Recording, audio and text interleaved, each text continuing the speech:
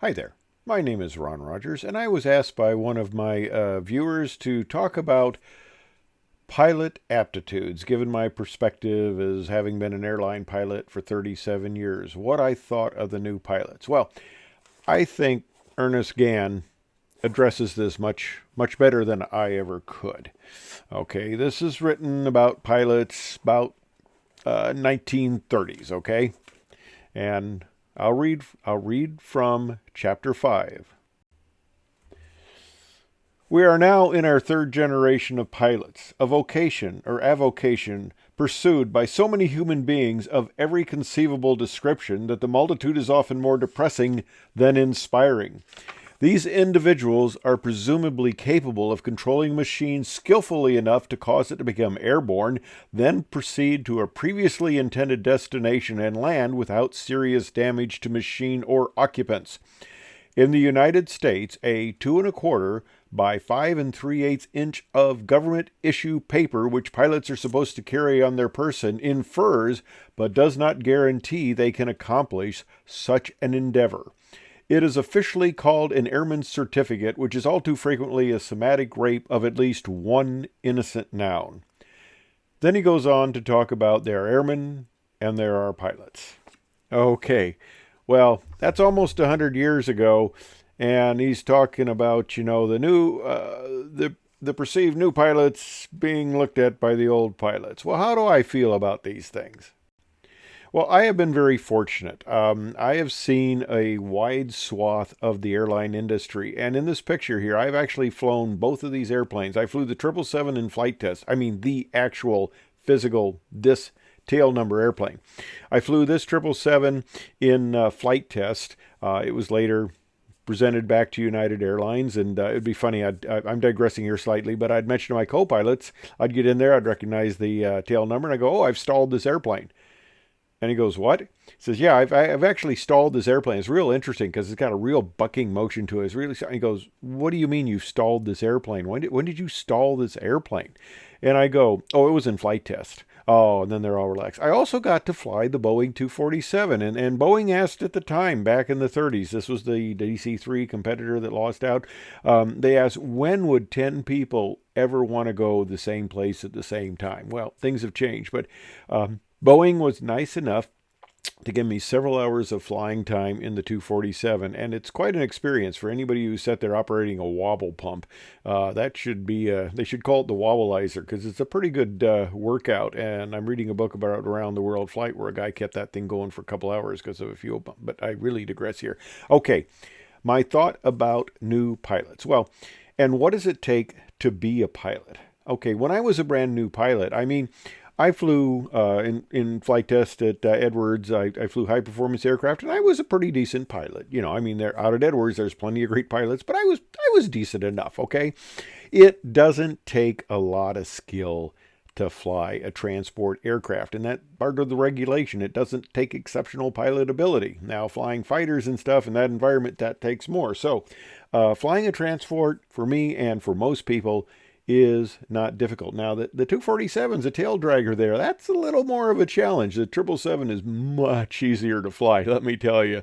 But anyway, digressing again. Okay, the whole deal is that these airplanes that aren't that hard to fly. So what's the difference then? What's the factor that makes a good pilot as opposed to a bad pilot? And basically, it's judgment.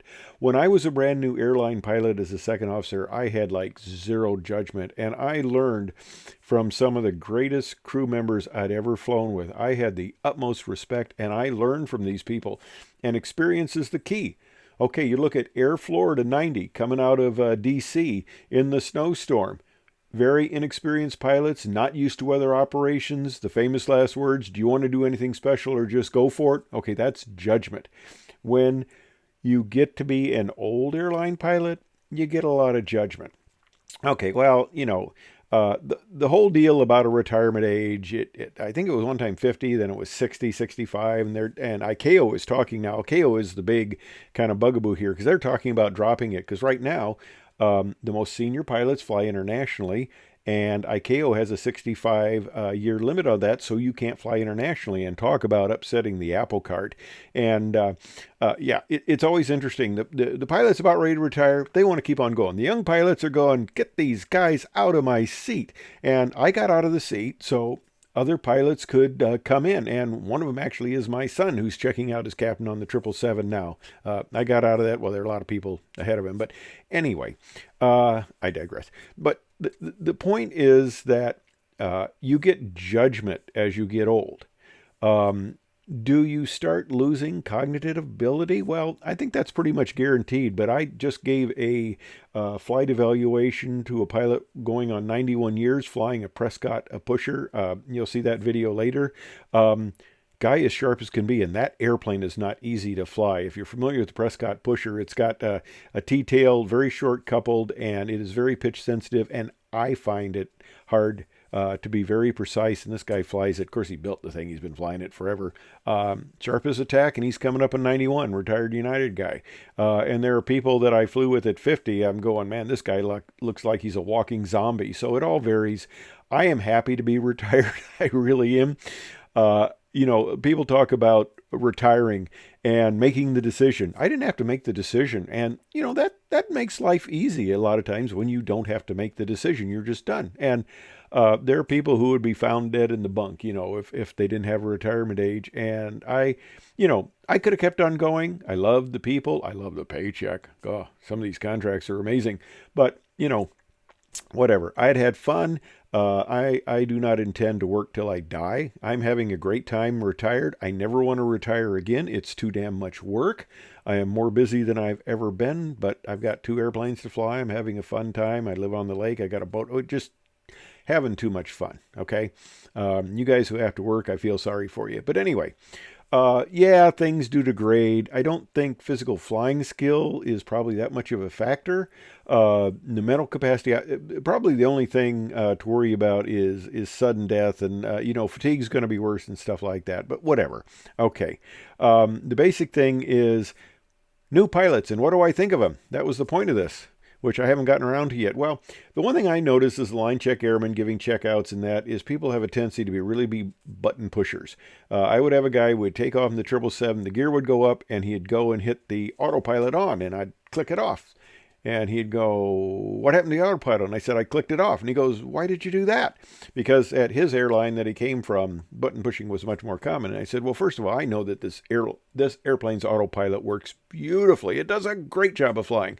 I don't know that you can fly worth crap. So until you demonstrate to me that you can fly, that autopilot stays off. So, and we did all sorts of various things to demonstrate that he could fly and to determine that he could properly fly the airplane without the autopilot. But I'm noticing, and that's one of the things, is a lack of skills. And I must admit it, even on my 310, I punch that autopilot on, let it do all the work. You know, I have to force myself to click it off just so, I keep my hands in there.